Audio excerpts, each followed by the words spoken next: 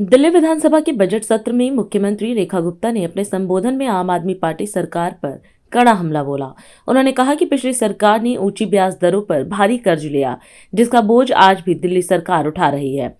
उन्होंने बताया कि 2019-20 में करीब 450 करोड़ रुपए का कर्ज 9% ब्याज पर लिया गया, जबकि 2020-21 में करीब 9,500 करोड़ रुपए का लोन भी इसी दर पर लिया गया। मुख्यमंत्री ने आरोप लगाया कि आप सरकार लगभग 47,000 करोड़ रुपए का कर्ज छोड़कर गई, जिसे मौजूदा सरकार चुका रही है। उन्होंने कहा कि अब भी 27,547 करोड़ रुपए का कर्ज बाकी है। मेरे साथी विधायकों ने बजट में दी जा रही योजनाओं के बारे में डिटेल में चर्चा करी। मैं केवल कुछ बिंदुओं पर इस सदन का ध्यान लाना चाहूंगी। विपक्ष के पास जब कुछ कहने के लिए नहीं था तो उन्होंने 2-3 चीजें जो यहां वहां से डाली। कहा कि लोन ले लिया। हरीश खुराना जी ने बताया कि लोन आज का नहीं है। सालों से जिस तरीके से लोन लेने की परिपाटी यहां बनाई गई वो 1999 से शुरू हुई। 1999 में 1164 करोड़ रुपए का बजट लिया गया और वो भी 10.50% पे लिया गया लोन। 2000 में 1500, 2001 में फिर दोबारा 1773 और करते करते करते जब आम आदमी पार्टी की सरकार आ गई तब भी एक भी साल ऐसा नहीं है जब लोन नहीं लिया गया हो, एक भी साल। और मजेदार बात यह है कि किस परसेंटेज पे लिया गया ये बड़ा इंपॉर्टेंट है। हमेशा इतनी अधिक परसेंटेज पे उन्होंने लोन उठाया, रेट ऑफ इंटरेस्ट जो था, जिसको आज तक ये सरकार चुका रही है।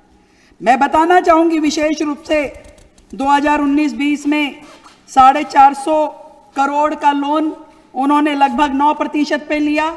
20-21 में 9,500 का लोन लिया, वो भी लगभग इसी प्रतिशत पे लिया। 21-22 में 5,000 करोड़ का, 22-23 में फिर 3,200 करोड़ का।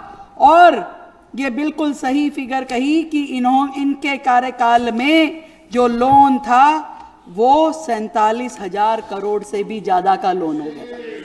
47,000 करोड़ का लोन वो सरकार पे छोड़ के गए हैं, उनके हाथ का लिया हुआ आके हमारी सरकार ने चुकाया, उसका ब्याज, उसका मूल।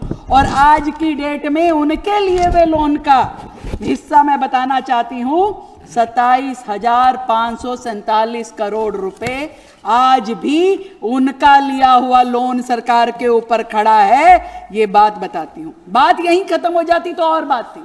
खाली लोन नहीं है, और भी बहुत कुछ है जो उनकी देनदारियां हम दे रहे हैं। जब वो कहते हैं ना 2,500 रुपए नहीं दिए, 2,500 रुपए नहीं दिए, तो मैं बताना चाहती हूं कि हम क्या क्या दे रहे हैं जो आप दिल्ली की जनता के लिए छोड़ करके गए।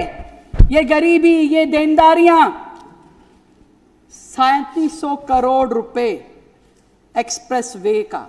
आपको मालूम है केंद्र की और राज्य की पार्टनरशिप होती है इन एक्सप्रेस वेज को बनाने के लिए, पर पिछली सरकार ने 1 रुपया भी उस मद में दिया नहीं, जबकि सब कुछ वो दिल्ली के लिए हो रहा था। Eastern peripheral ways, western peripheral ways, सब कुछ दिल्ली के लिए था कि दिल्ली को डीकंजस्ट किया जा सके। पर 3700 करोड़ रुपए उनके नाम के आज भी हमारी सरकार दे रही है। इस बजट में भी हमने इसका एक हिस्सा देने के लिए रखा है।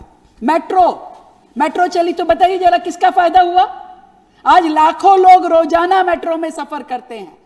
पब्लिक ट्रांसपोर्टेशन का एक बेहतरीन ये एग्जाम्पल बन गया है, जिससे सड़कों पे डीकंजेशन होता है, ट्रैफिक जैम नहीं होता। आप कल्पना करके देखिए मेट्रो के बिना दिल्ली का शहर क्या होगा, सोच नहीं सकता एक व्यक्ति। परंतु उन्होंने कभी 1 रुपया इस हेड में दिया नहीं। और कोर्ट ने जब कहा तो ग्रांट जो केंद्र सरकार से 958 करोड़ की हर साल मिलती थी, उस ग्रांट को केंद्र ने फिर अपने पास मेट्रो के हेड में रखना शुरू किया। परंतु दिल्ली की सरकार ने, उस समय की सरकार ने 1 रुपया नहीं दिया।